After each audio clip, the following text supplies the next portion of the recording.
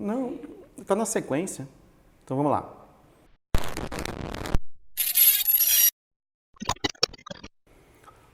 Pessoal, os países em desenvolvimento, né, eles têm uma característica que chama bastante atenção dos países desenvolvidos. E muito dessas características tem tirado o sono desses países ricões que a gente tem aí. Por exemplo, Brasil, a Rússia, Índia, China, África do Sul, né? São países que têm uma população relativamente grande. China e Índia nem se fala, e são territórios grandes também. Então são pessoas que muitas vezes não estão inseridas no mercado consumidor em massa. Então esses países aí que eu falei, eles têm um potencial muito grande para expandir sua economia somente com o mercado interno, né?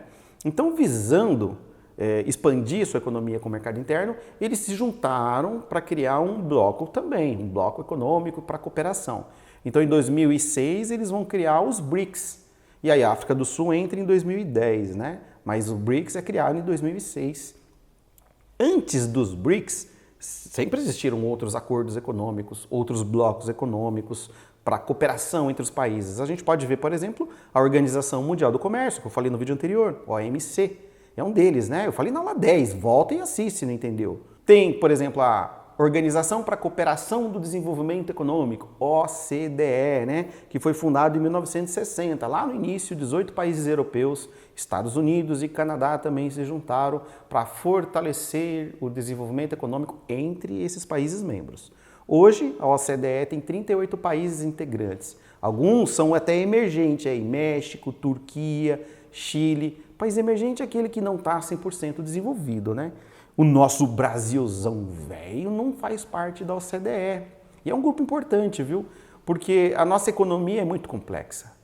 Putz, é complexa pra caramba, muito instável, nós temos várias crises políticas, nós precisamos fazer reformas econômicas, muito mais investimento em educação para combater corrupção, é um exemplo. Isso tudo é pré-requisito para entrar na OCDE. E a julgar as coisas como estão hoje em dia, a gente vai demorar muito tempo para entrar no grupo, viu? A economia globalizada traz uma característica que é muito marcante, né? Muito importante, que são esses blocos econômicos, essas parcerias que os países vão fazendo entre si. E vai ter bloco econômico para tudo quanto é lado, tá? No planeta inteiro a gente tem informações de blocos econômicos. Tem, por exemplo, o NAFTA, que é o Acordo do Livre Comércio da América do Norte. Temos ali o Mercosul, né? O Mercado Comum do Sul. Tem bloco na África também, enfim. Depois da globalização, esses países começaram a se apoiar, né? A se unir cada vez mais. Existe até uma certa lógica por trás da formação desses blocos. Por exemplo, o Canadá se destaca com a qualidade de vida, os Estados Unidos, que é um potencial militar, uma referência econômica muito forte, o México tem bastante reserva mineral, uma produção agropecuária muito grande, além de uma puta mão de obra barata, né? Então por que não criar um bloco econômico para cooperação? Assim, esses países podem realizar trocas entre si, né? Mas aí não vai ficar pensando que só os países subdesenvolvidos têm problemas com os blocos econômicos. A gente vê esse problema também nos países desenvolvidos, nos ricões, tá bom? Vou dar um exemplo aqui, que é o NAFTA mesmo, que é os Estados Unidos, o Canadá, o México. Eles têm problemas por lá. Por que eles têm problemas?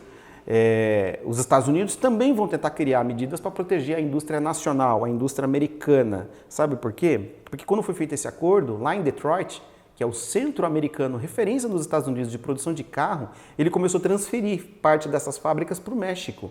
Mas eles não vão transferir essas fábricas para o México porque eles são bonzinhos e gostam dos mexicanos. Eles vão transferir essas fábricas para o México porque lá do lado de baixo a mão de obra é barata. E o que começa a acontecer? Começa a ter desemprego nos Estados Unidos, né? O desemprego começa a aumentar muito dentro da terra do tio Sam.